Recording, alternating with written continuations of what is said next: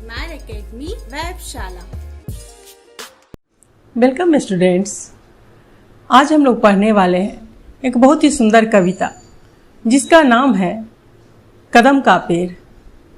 कदम का पेड़ कविता की कवयित्री का नाम है सुभद्रा कुमारी चौहान। इस कविता में कवित्री ने माता का पुत्र के प्रति वात्सल्य प्रेम को दर्शाया है। साथ ही कवित्री ने एक बालक के मन की इच्छाओं और कौतूहल को बड़े ही सुंदर ढंग से प्रस्तुत किया है। कवित्री ने बालक के मन में बसी कृष्ण के छवि को बहुत ही सरल शब्दों में अभिव्यक्त किया है। तो आइए हम लोग इस सुंदर कविता जिसका नाम है कदम का पेड़ आनंद लेते हैं। यह कदम का पेड़ अगर माँ होता यमुना तीरे, मैं भी उस पर बैठ कन्हैया बनता धीरे धीरे।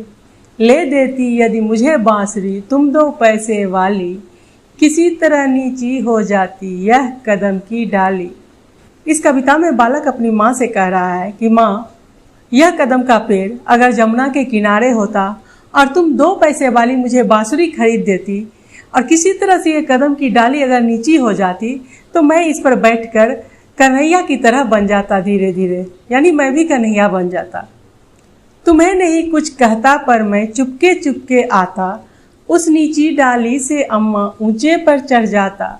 वहीं बैठ फिर बड़े मजे से मैं बांसुरी बजाता, अम्मा अम्मा कह बंसी के स्वर में तुम्हें बुलाता।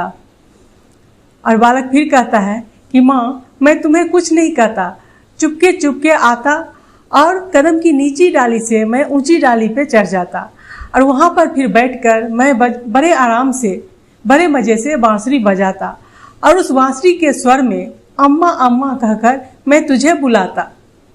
सुन मेरी बंसी को माँ तुम कितनी खुश हो जाती, मुझे देखने काम छोड़कर तुम बाहर तक आती। तुमको आती देख बांसुरी रख मैं चुप हो जाता, एक बार माँ कह पत्तों में धीरे से छिप जाता। बालक फिर अपनी माँ से कहता है कि माँ, तुम मेरी बंसी का स्वर सुनकर कितनी खुश हो जाती और मुझे देखने के लिए तुम अपना सब काम धाम छोड़कर बाहर आ जाती, और जब तुम बाहर आ जाती तो तुम्हें देखकर मैं बांसुरी रख देता और चुपचाप माँ कहकर पत्तों में छिप जाता। गुस्सा होकर मुझे डांटती कहती नीचे आ जा, पर जब मैं न उतरता हंसकर कहती मुन्ना राजा। नीचे उतरो मेरे भैया तुम्हें मिठाई दूंगी, नए खिलौने माखन मिश्री दूध मलाई दूंगी। बहुत बुलाने पर भी माँ जब मैं न उतर कर आता, माँ तब माँ का हृदय तुम्हारा बहुत विकल हो जाता। अब बालक कहता है कि जब मुझे ऊंची डाली पर चढ़ा देखकर तुम मुझ पर गुस्सा करती, मुझे डांटती और कहती नीचे आ जा, और तब भी मैं जब उतरकर नीचे नहीं आता तब तुम मुझे हंसकर कहती मुन्ना राजा नीचे उतरो, तुम नीचे उतरोगे तो तुम्हें मिठाई दूंगी, नए खिलौने दूंगी, माखन मिश्री दूंगी। तुम मुझे ढेर सारे प्रलोभन देती, लालच देती। बहुत बुलाने पर भी मैं जब नहीं उतर कर नीचे आता तब तुम्हारा माँ का हृदय बहुत विकल हो जाता, यानी बहुत बेचैन हो जाता। तुम आंचल फैलाकर अम्मा वहीं पेड़ के नीचे ईश्वर से कुछ विनती करती बैठी आंखें नीचे। तुम्हें ध्यान में लगी देख मैं धीरे धीरे आता और तुम्हारे फैले आंचल के नीचे छिप जाता। तुम घबराकर आंखें खोलती पर माँ खुश हो जाती जब अपने मुन्ना राजा को गोद में ही पाती। इसी तरह कुछ खेला करते हम तुम धीरे धीरे, यह कदम का पेड़ अगर माँ होता यमुना तीरे। यह कदम का पेड़ अगर माँ होता यमुना तीरे।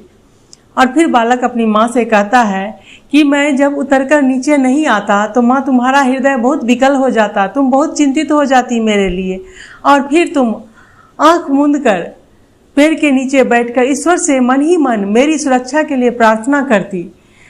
और जब मैं तुम्हें ध्यान में लगा देखता, तुम्हें आंख बंद किए हुए देखता, तो मैं धीरे धीरे बिना आवाज किए नीचे उतरता और तुम्हारे फैले आंचल में आके चुपचाप छिप जाता।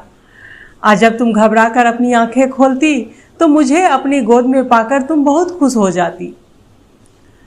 और इसी तरह से हम और तुम माँ बेटा मिलकर कुछ ऐसा खेल करते, जैसे कि आप जानते हैं छोटा बच्चा अपनी माँ के साथ बहुत तरह के खेल खेलता है, आंख मिचौली खेलता है, कभी छुप जाता है, कभी छुप कर बुलाता है माँ को। माँ भी इसी तरह से अपने बच्चे के साथ बहुत सारे खेल खेलती है और माँ और बेटे का इस असीम प्रेम को इस कविता में दिखाया गया है। और बच्चा कहता है कि माँ कि इस तरह से हम तुम दोनों खेला करते, अगर यह कदम का पेड़ जो है यमुना के तीरे यानी यमुना के किनारे होता तो कितना अच्छा होता, हम और तुम मिलकर बहुत सारे खेल खेलते। तो बच्चों, इस कहानी से हमें ये सीख मिलती है कि माता और पुत्र का प्रेम और स्नेह बहुत ही असीम होता है, उसका कोई अंत नहीं होता है। माँ अपने पुत्र के लिए सदैव चिंतित रहती है और वो किसी भी हाल में अपने पुत्र का बुरा सोच तक नहीं सकती है और वो अपने पुत्र को खुश रखने के लिए, उसकी सलामती के लिए कुछ भी करने को तैयार होती है।